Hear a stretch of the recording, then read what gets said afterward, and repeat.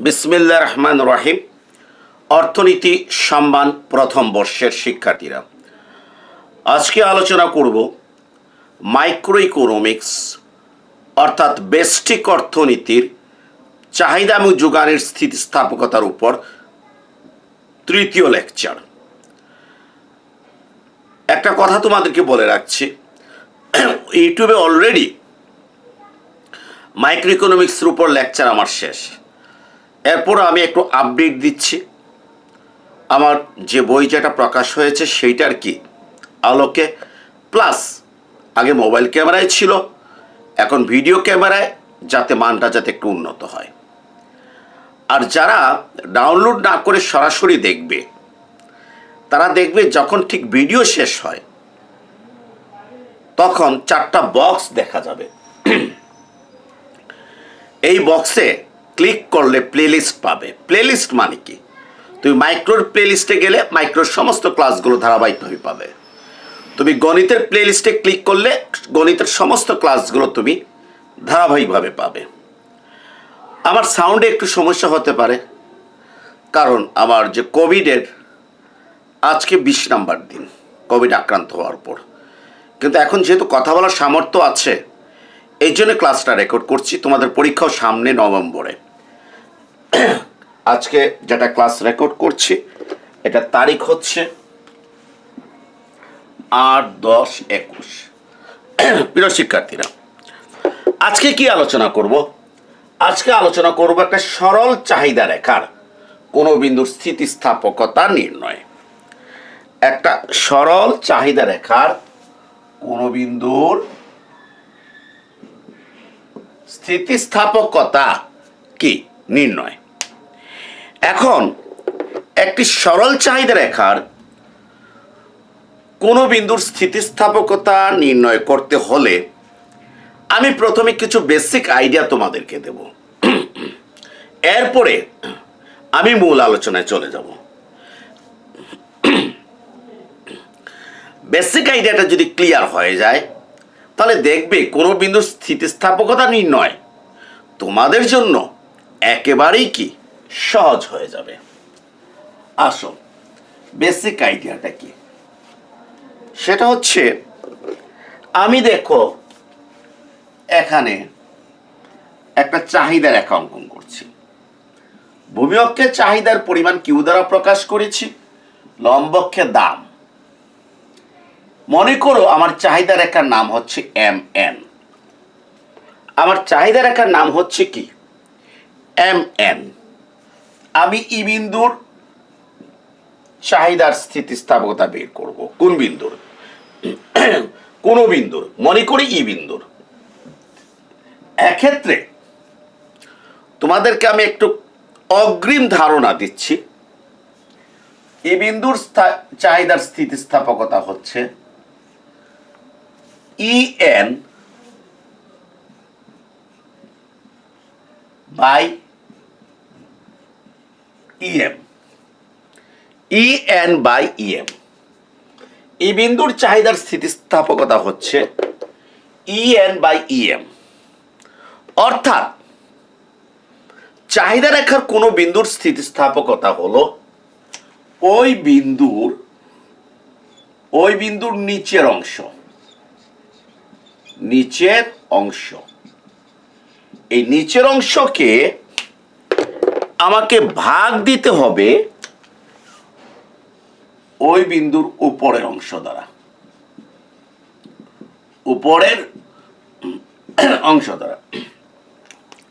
অর্থাৎ চাহিদা রেখার কোনো বিন্দুর স্থিতিস্থাপকতা বের করতে হলে ওই বিন্দুর নিচের অংশকে উপরের অংশ দ্বারা ভাগ করতে হবে। EN কে EM দ্বারা ভাগ করবা। যদি তুমি ই বিন্দুর ইলাস্টিসিটি না বের করে যদি F বিন্দুর ইলাস্টিসিটি বের করতে, তাহলে F বিন্দুর নিচের অংশটা কত? FM। উপরের অংশ FN। তাহলে FN কে উপরে হবে FN, নিচে FM। অর্থাৎ FN কে FM দ্বারা ভাগ করতে হবে। তাহলে আমরা একটা ধারণা পেলাম, চাহিদা রেখার কোনো বিন্দুর স্থিতিস্থাপকতা হলো ওই বিন্দুর নিচের অংশকে উপরে অংশ দ্বারা ভাগ করা। এখন আসো, এই ইলাস্টিসিটি বের করতে হলে আমার স্লোপ সম্পর্কে একটু ধারণা নিতে হবে। যারা আমার ক্লাস করেছো তারা জানো আমি স্লোপ বাংলায় বলি কি ঢাল। স্লোপ বলতে আমরা কি বুঝি? ডি লম্ব অক্ষের চলক আর ডি ভূমি অক্ষের চলক। স্লোপ বলতে আমরা বুঝি লম্ব অক্ষের চলককে ভূমি অক্ষের চলকের সাপেক্ষে ডিফারেন্সিয়েশন অন্তর্কলন করা। ডি লম্ব অক্ষের চলক বাই ডি ভূমি অক্ষের চলক। চাহিদা রেখার স্লোপটা কত? আমরা যখন চাহিদা রেখা অঙ্কন করি তো লম্বককে আমরা পি ধরি, অতএব ডি লেখে লম্বকের চলক মানে কি পি, আর ভূমি অক্ষের চাহিদা ধরি, অতএব ডি লেখে ভূমি অক্ষের চলক কিউ। অর্থাৎ ডিপি বাই ডি কিউ হচ্ছে চাহিদা রেখার ঢাল, ডিপি বাই ডি কিউ হলো চাহিদা রেখার ঢাল। এখানে এসে অনেকে খুব বিভ্রান্তিতে পড়তে পারো, কারণ অনেক বইতে লেখা আছে ডিকিউ বাই ডিপি হলো চাহিদা রেখার ঢাল, আর সেক্ষেত্রে আমি বলছি DP by DQ.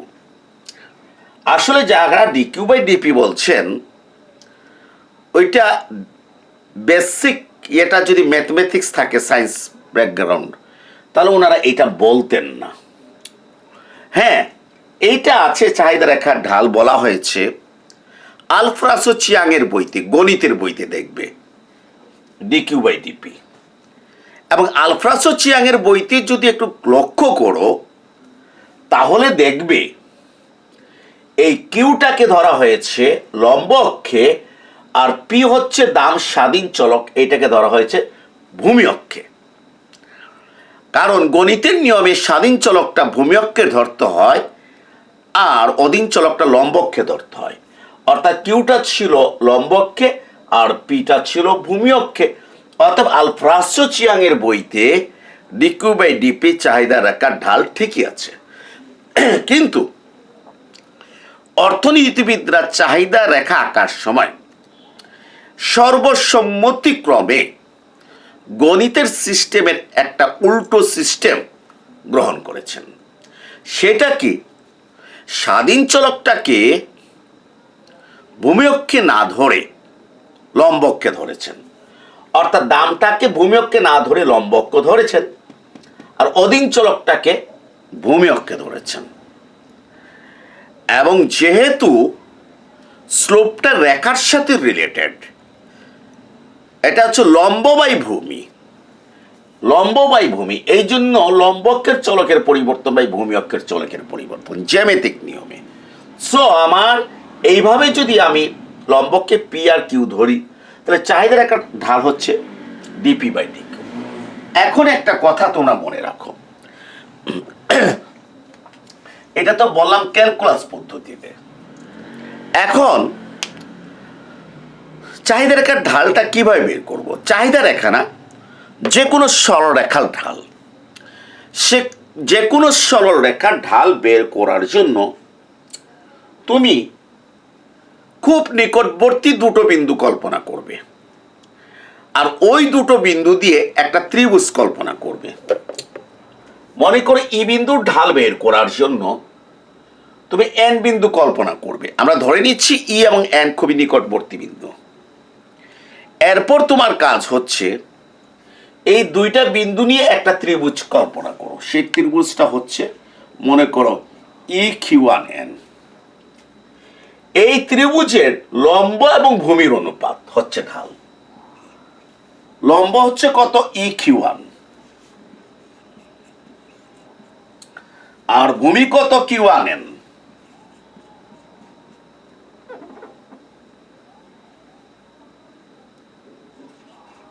Q one N হচ্ছে কি ঢাল। আমি আবারও বলছি, সরলরেখার কোনো বিন্দু ঢাল বের করতে হলে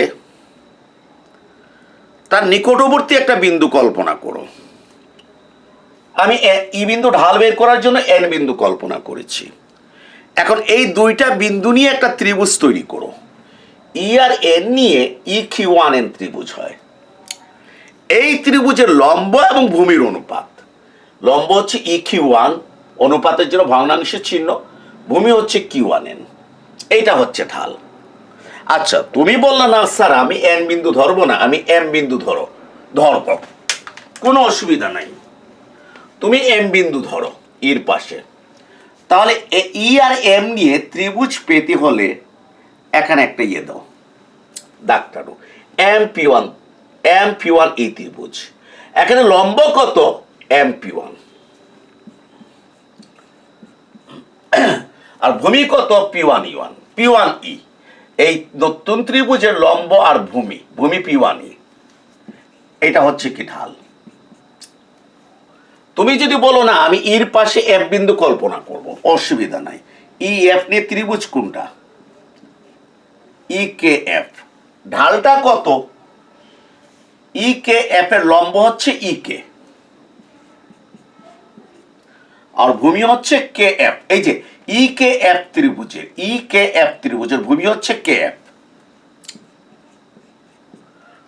EK/KF। এবং তোমরা মনে রাখবে এই ই বিন্দু ঢাল বের করার জন্য যদি এটা সরলরেখা হয়, সরল আকৃতির, তাহলে এফ বিন্দু কল্পনা করো, এন বিন্দু কল্পনা করো, এম বিন্দু কল্পনা করো, সবগুলো মান সমান হতে বাধ্য, সবগুলো মান সমান হতে বাধ্য। অতএব আমি যদি এটাকে একটা চাহিদা রেখা বলি, তাহলে ই বিন্দুর ঢালটাকে আমি EQ1/Q1N দ্বারা প্রকাশ করতে পারি, অথবা MP1/P1E দ্বারা প্রকাশ করতে পারি, অথবা EK/KF দ্বারা প্রকাশ করতে পারি, কোনো অসুবিধা নাই। প্রিয় শিক্ষার্থীরা, ঢাল সংক্রান্ত আলোচনা শেষ করলাম। আমি একটা কথা বলে রাখি, আমার মাইক্রো ইকোনমিক্সের প্লেলিস্টে একেবারে প্রথমেই ঢাল সংক্রান্ত কি আছে আলোচনা আছে, 6টি ক্লাস। এই 6টি ক্লাস তোমাকে যদি বুঝে পড়তে পারো, আর এই 6টি ক্লাসের বিস্তারিত আমার বইতে কি আছে যদি দেখো, তাহলে ইনশাল্লাহ মাইক্রো তোমার সহজ হয়ে যাবে। যারা বইটা সংগ্রহ করতে চাও তারা নিচে ডেসক্রিপশনে কিভাবে পাওয়া যেতে পারে বইটা সেটা উল্লেখ আছে। ওকে, এই হচ্ছে আমার কি যে স্লোপ সম্পর্কে ধারণা দিলাম। এখন আমি এই কথাগুলো মনে রাখবে, ঢালটা কিভাবে বের করেছি, আমার EQ1/Q1N কাজে লাগবে। এখন আমি তোমাদেরকে একটু নিচের ক্লাসে নিয়ে যাচ্ছি। নিচের ক্লাস বলতে মনে করো ক্লাস 7, সম্ভবত ক্লাস 7-এ নিয়ে যাচ্ছি।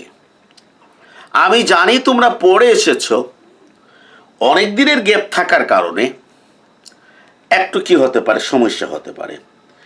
সেটা কি আলোচনা করব সদৃশ্যকোণী ত্রিভুজ নিয়ে। সদৃশ্যকোণী ত্রিভুজ কোনটা? প্লিজ, সর্বসম ত্রিভুজ আর সদৃশ্যকোণী ত্রিভুজ কিন্তু এক নয়। লক্ষ্য করো, এখানে একটা ত্রিভুজ আঁকলাম ABC, এখানে আরেকটা ত্রিভুজ কি করলাম, আঁকলাম। এটা হচ্ছে ABC ত্রিভুজ, এটা EFG ত্রিভুজ। আশা করি কখনো বলবে না যে এই দুইটা ত্রিভুজ সর্বসম। আমি জানি এটা কখনো তোমরা বলবে না, তবে এই দুইটা ত্রিভুজ সদৃশ্যকোণী হতে পারে। সদৃশ্যকোণী ত্রিভুজ কাকে বলে? যদি দুটো ত্রিভুজের সম্পর্কিত তিনটা কোণ যদি পরস্পর সমান হয় তিনটা কোণ, তাহলে সেটাকে সদৃশ্যকোণী ত্রিভুজ বলে।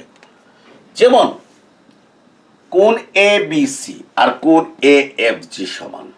সাবধান, এইটার সাথে এইটা হতে পারবে না। কোণ এ বি সি আর কোণ এ এফ জি কি সমান। তারপরে মনে করো কোণ এ সি বি আর কোণ ই জি এফ কি সমান। দুটো কোণ সমান হলে 3 নম্বর কোণ অটোমেটিক সমান হয়, সেটা আমরা ভালো করে জানি। কোণ বি এ সি অবশ্যই সমান হবে কার? কোণ এফ ই জি এর সমান হবে। এইভাবে যদি 3টা কোণ যদি সমান হয়, তাহলে দুটো ত্রিভুজ কি হবে? সদৃশ্যকোণী ত্রিভুজ হবে। আর সদৃশ্যকোণী ত্রিভুজের একটা বৈশিষ্ট্য আছে। সেই বৈশিষ্ট্যটা কি? সেই বৈশিষ্ট্য হচ্ছে একটি ত্রিভুজের দুই বাহুর অনুপাত অপর ত্রিভুজের অনুরূপ দুই বাহুর অনুপাতের সমান হবে। আমি লিখে দিচ্ছি বৈশিষ্ট্যটা কি।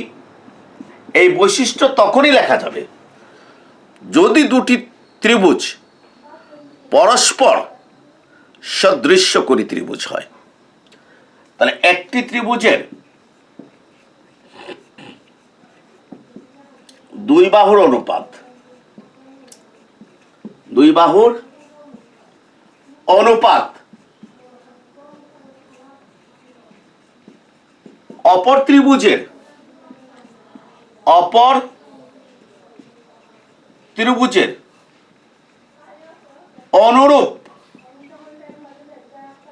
অনুরূপ দুই বাহুর অনুপাত, অনুরূপ দুই বাহুর অনুপাত সমান হবে। এইটাই হচ্ছে সদৃশ্যকোণী ত্রিভুজের বৈশিষ্ট্য। এটা হচ্ছে সদৃশ্যকোণী ত্রিভুজের বৈশিষ্ট্য। তোমরা বলতে পারো যে এই ইলাস্টিসিটি স্থিতিস্থাপকতা আলোচনার জন্য আমি এই সদৃশ্যকোণী ত্রিভুজ নিয়ে আমি আলোচনা করছি কেন? যথাসময়ে কাজে লাগবে।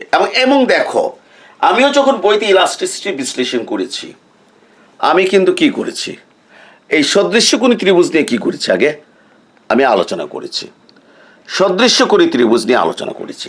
কারণ আমি জানি আমার চাহিদা রেখার কোনো বিন্দুর স্থিতিস্থাপকতা বের করার জন্য, সহজে বের করার জন্য এটা কি দরকার। এই দুইটা ত্রিভুজ যদি সদৃশ্যকোণী হয়, একটি ত্রিভুজের দুই বাহুর অনুপাত অপর ত্রিভুজের অনুরূপ। এখানে গুরুত্বপূর্ণ বিষয়টা কি? অনুরূপ দুই বাহুর অনুপাত পরস্পর সমান হবে। একটি ত্রিভুজ এ বি সি, দুইটা বাহুর অনুপাত নেন, একটা এ বি আর একটা বিসি। আমি এ বি বাই কত লিখলাম? এ বি বাই বিসি লিখে ফেললাম। অনুপাত লিখতে হলে একটা ভগ্নাংশের চিহ্ন দিতে হবে। এখন কিন্তু এই ত্রিভুজ হতে আমি ইচ্ছে মতো দুই বাহু নিতে পারবো না। অনুরূপ দুই বাহু, এ বি এর অনুরূপ ইএফ আর বিসি এর অনুরূপ এফ জি। অর্থাৎ আমি যদি প্রমাণ করতে পারি এই দুইটা ত্রিভুজ সদৃশ্যকোণী, তাহলে প্রমাণিত হয়ে যাবে এই ত্রিভুজের যে কোনো দুটি বাহুর অনুপাত, যেমন এ বি বাই বিসি সমান এ বি এর অনুরূপ ইএফ ডিভাইডেড বাই বিসি এর অনুরূপ এফ জি। আমি কি করলাম? আমি বিসি বাই এসি লিখলাম। বিসি বাই এসি সমান এই ত্রিভুজে বিসি এর অনুরূপ বাহু কোনটা? F G. বিসি উপরে লিখেছ, এফ জিও উপরে লিখতে হবে। নিচে লিখতে হবে এসি। এসি মানে ইজি কোথায় লিখতে হবে? নিচে লিখতে হবে। এই তো হয়ে গেল যে এই ত্রিভুজের দুই বাহুর অনুপাত বিসি বাই এসি লিখে ফেললাম। এই ত্রিভুজের অনুরূপ দুই বাহু বিসির অনুরূপ এফ জি আর এসি এর অনুরূপ ইজি লিখলাম। আশা করি তোমরা বুঝতে পেরেছ। তাহলে প্রিয় শিক্ষার্থীরা, এখন আসো আমরা চাহিদা রেখার কোনো বিন্দুর স্থিতিস্থাপকতা নির্ণয় করব। এক্ষেত্রে স্লোপ সম্পর্কে ধারণা দিয়ে দিয়েছি, আর সদৃশ্য কোণিক ত্রিভুজ সম্পর্কে ধারণা দিয়ে দিয়েছি। এখন অত্যন্ত সহজে আমরা আমাদের প্রশ্নের আনসার করব। আর মনে রাখবে, চাহিদা রেখার কোনো বিন্দুর স্থিতিস্থাপকতা হলো ওই বিন্দু নিচের অংশকে উপর অংশ দ্বারা ভাগ করতে হবে। আসো আমরা এখন আনসারটা শুরু করব। বেসিক যেটা বোঝার সেটা আমরা কি করেছি, আমাদের বোঝাবুঝির কাজটা কি হয়ে গেছে, শেষ হয়ে গেছে।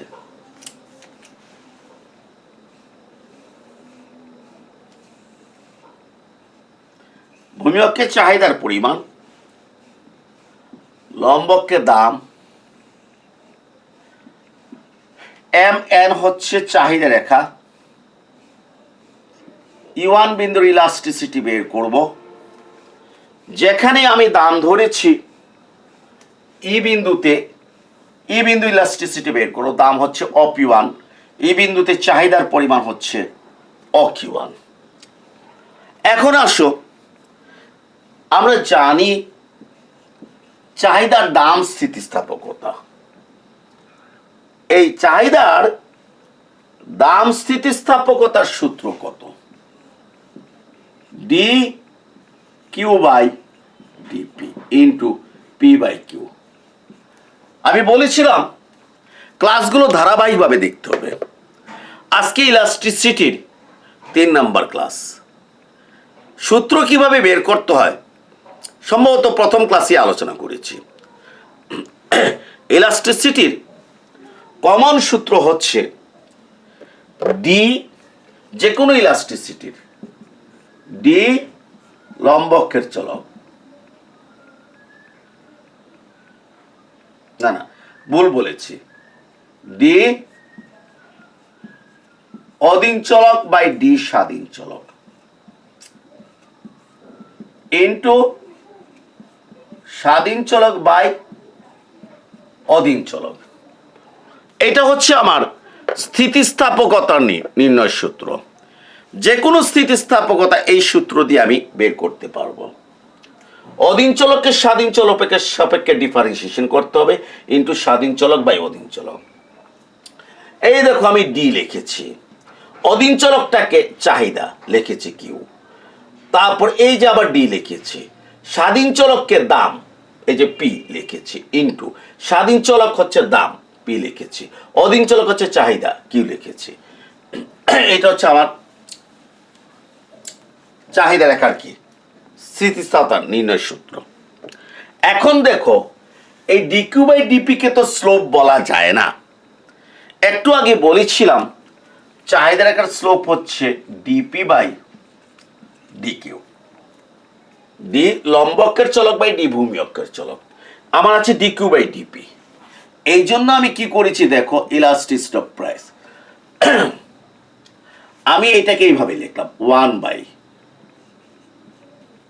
DP by DQ into P by Q. দেখো তো কোনো অসুবিধা আছে কিনা, আশা করি কোনো অসুবিধা কি থাকার কথা না। কেন, পির জায়গায় পি লিখেছি, কিউ এর জায়গায় কিউ লিখেছি, আর ডিকিউ বাই ডিপি যে কথা 1 ডিপি বাই ডিকিউ কি একই কথা।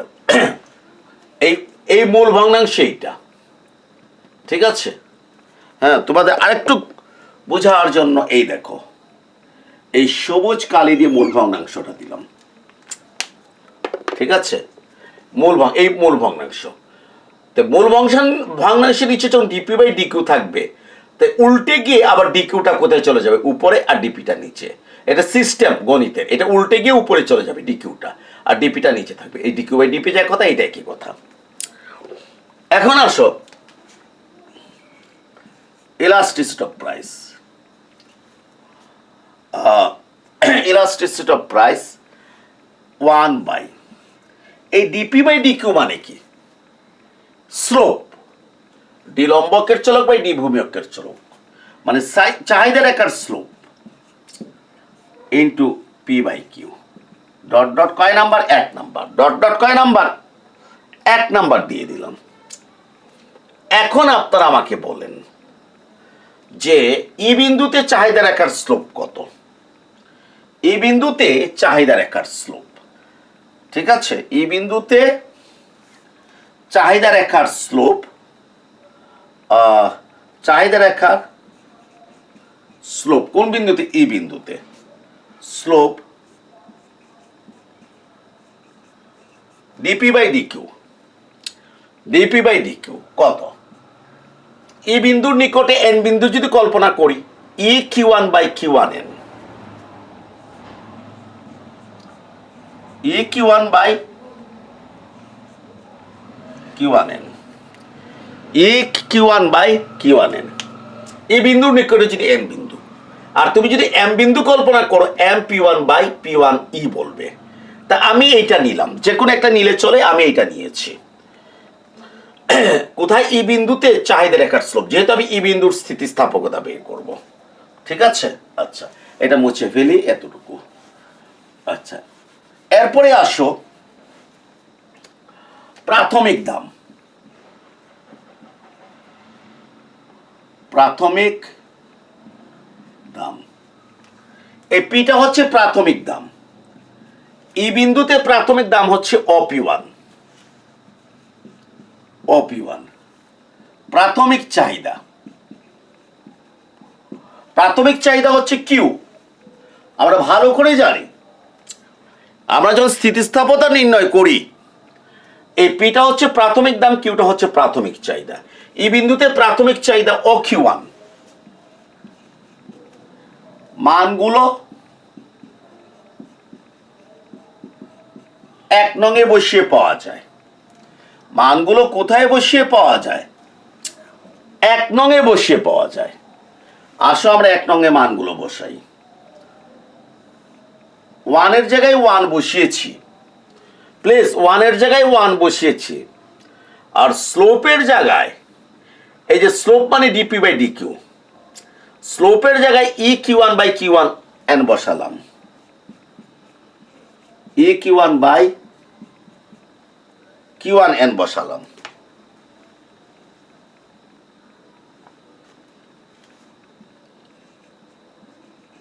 দেখেন আপনারা, এই ওয়ানের জায়গায় ওয়ান বসিয়েছি, ঠিক আছে। তারপরে এই স্লোপের জায়গায় E Q one by Q one N বসালাম, ওকে। এরপর পি হচ্ছে প্রাথমিক দাম, ও পি ওয়ান বসালাম। আচ্ছা, এক কাজ করি,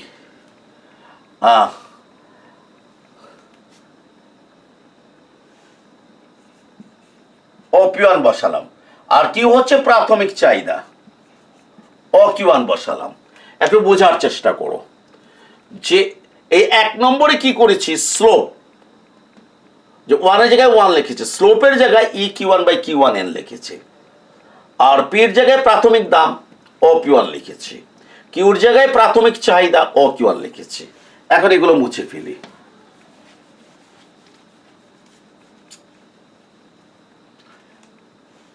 এখন আপনারা দেখেন ইলাস্টিসিটি অফ প্রাইস, এই কিউ ওয়ান এনটা কোথায় চলে যাবে? উপরে চলে যাবে। মূল ভগ্নাংশ এইটা, মূল ভগ্নাংশের নিচে যখন সাব ভগ্নাংশ থাকে, হরটা লবে চলে যায়, কিউ ওয়ান এন। এগুলো তো এক্সপার্ট হতে হবে গণিতে, 7 এর 8 এর এগুলো অঙ্ক। মূল ভগ্নাংশের নিচে যদি সাব ভগ্নাংশ থাকে, হর কোথায় চলে যাবে? লবে, আর এটা জায়গায় থাকবে ই কিউ ওয়ান। আচ্ছা, এখন আসো এই যে O P one, O P one যে কথা, ই কিউ ওয়ান একই কথা। ও পি ওয়ান যে কথা, ই কিউ ওয়ান একই কথা। আর ও কিউ ওয়ান যে কথা, পি ওয়ান ই একই কথা, পি ওয়ান ই একই কথা। প্লিজ শিক্ষার্থীরা একটু লক্ষ্য করো, এইটা থেকে তো এইটা লিখলাম, আর এখানে ও পি ওয়ান হচ্ছে প্রাথমিক দাম, যে কথা, ই কিউ ওয়ান একই কথা লিখলাম। ও কিউ ওয়ান হচ্ছে প্রাথমিক চাহিদা, এটার পরিবর্তে পি ওয়ান ই লিখলাম। একটু লিখতে হবে, একটু লিখতে হবে। এখানে ও পি ওয়ান সমান E Q one, O Q one সমান ও কিউ ওয়ান সমান পি ওয়ান ই,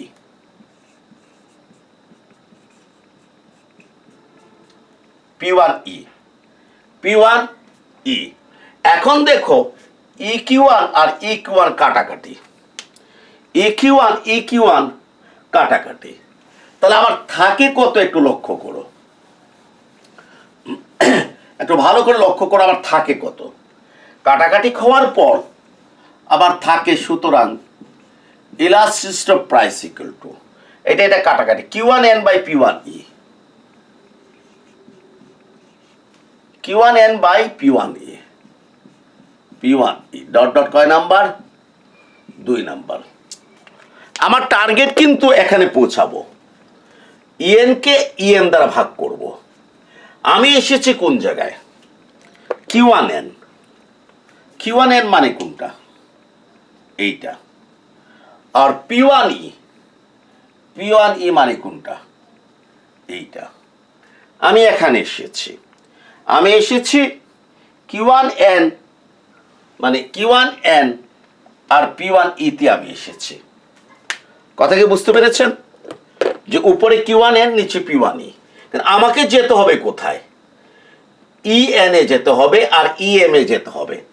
আমি আগেই টার্গেট কিন্তু বলে দিয়েছি। এখন আসো প্রিয় শিক্ষার্থীরা, আমি একটু প্রশ্ন করতে চাচ্ছি, এই কিউ ওয়ান এনটা কোন ত্রিভুজের সাথে রিলেটেড একটু বলো। কিউ ওয়ান এনটা কোন ত্রিভুজের সাথে রিলেটেড আপনারা চিত্র দেখে বলেন। Q one N E Q one N ত্রিভুজের সাথে রিলেটেড, ত্রিভুজ ই কিউ ওয়ান এন। আমি এই কথা বলছি এই জন্য যে অনেক সময় আমরা আনসার লিখতে গিয়ে ত্রিভুজ দুটো ধরতে হয়, আমরা ভুলে যাই।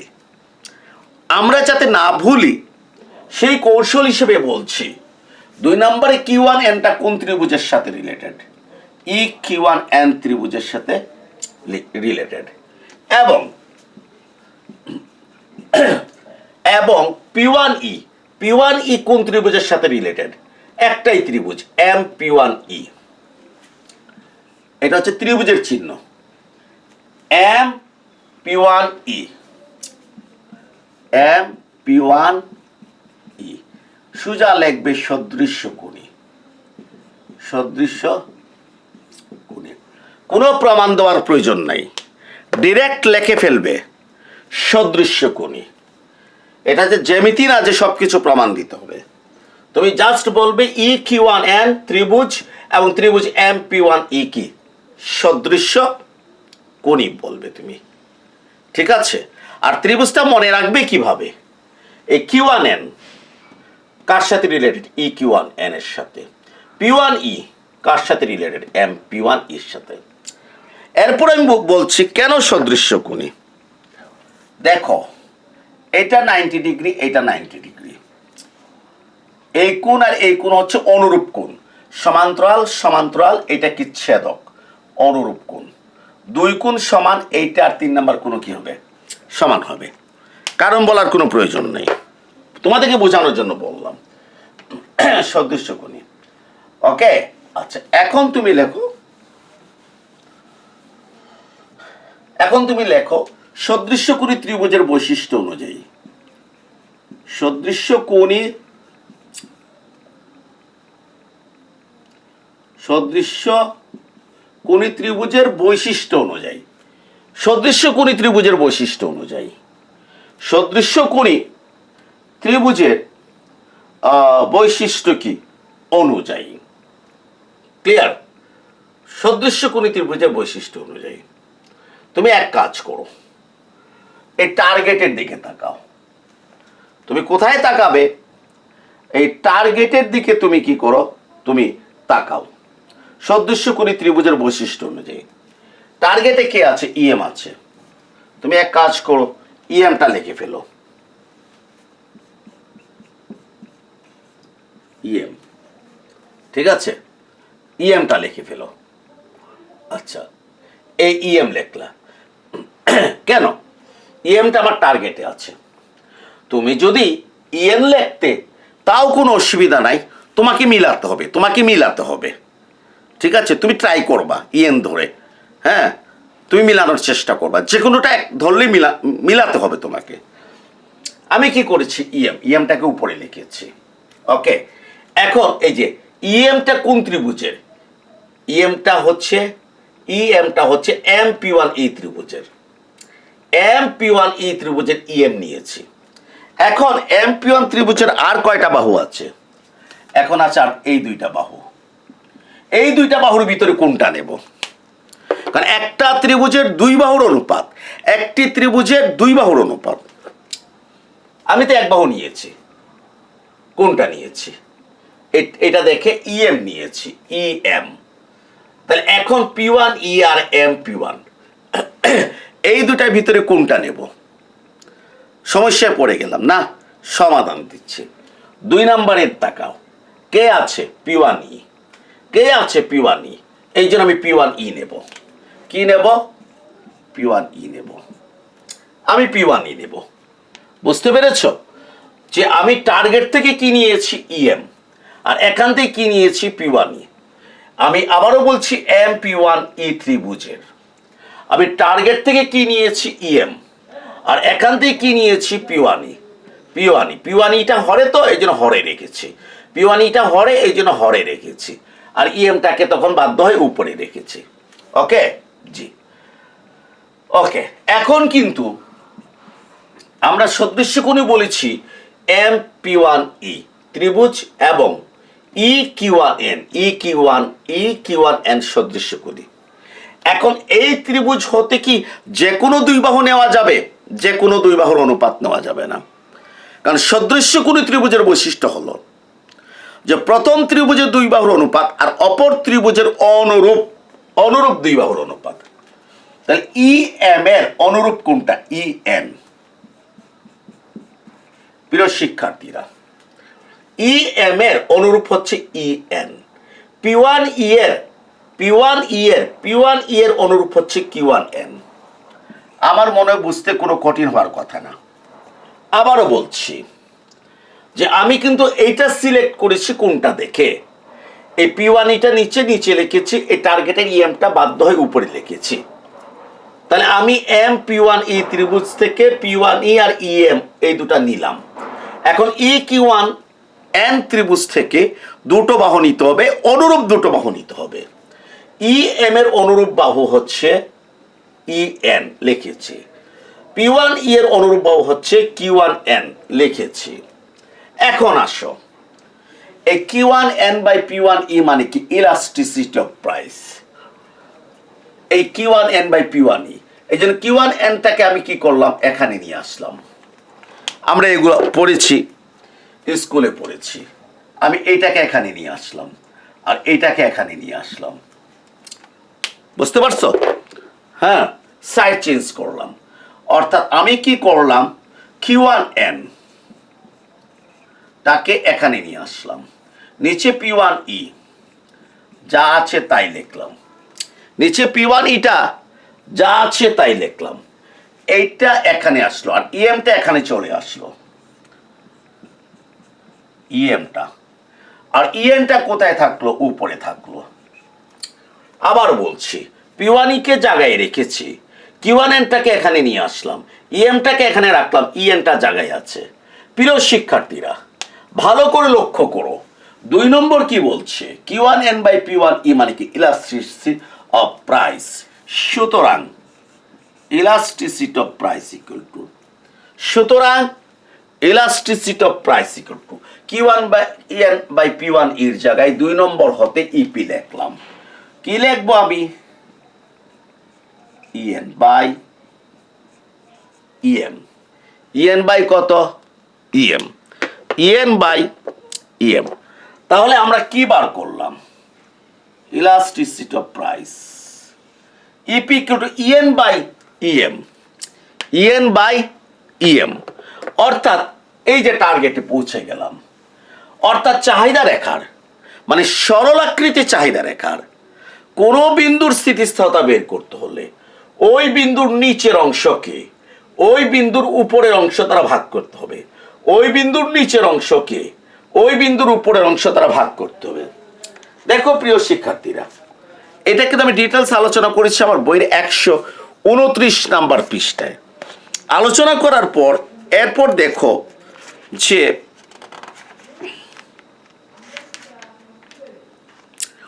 131 নাম্বার পৃষ্ঠায় লিখেছি চাহিদা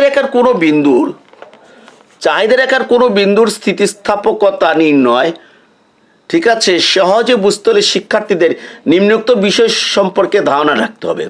সরলরেখার কোনো বিন্দুর ঢাল, এরপর কি আলোচনা করেছি, সদৃশ্যকোণী ত্রিভুজ।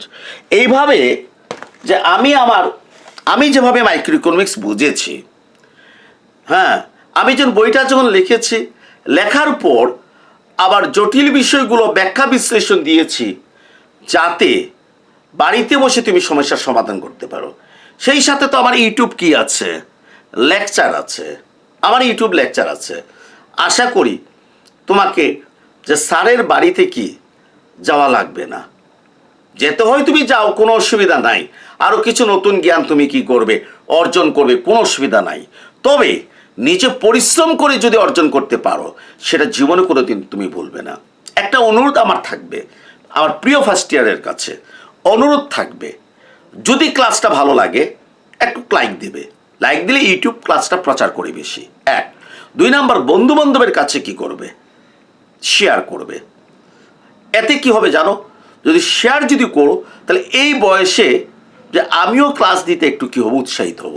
যত বেশি তোমরা দেখবে তত আমার জন্য ভালো লাগবে। আর বইটা আমার যেটা আছে মাইক্রো ইকোনমিক্স, সেটা যারা সিলেটের যারা আছো তারা সামি লাইব্রেরি বা মালঞ্চ লাইব্রেরিতে পাবে, রাজা মেনশন জিন্দাবাজার। আর বাকিরা যারা আছো তারা অনলাইনে কালেকশন করতে পারবে, নিচে লিংক দেয়া আছে। সবাই ভালো থাকো, সবাইকে ধন্যবাদ।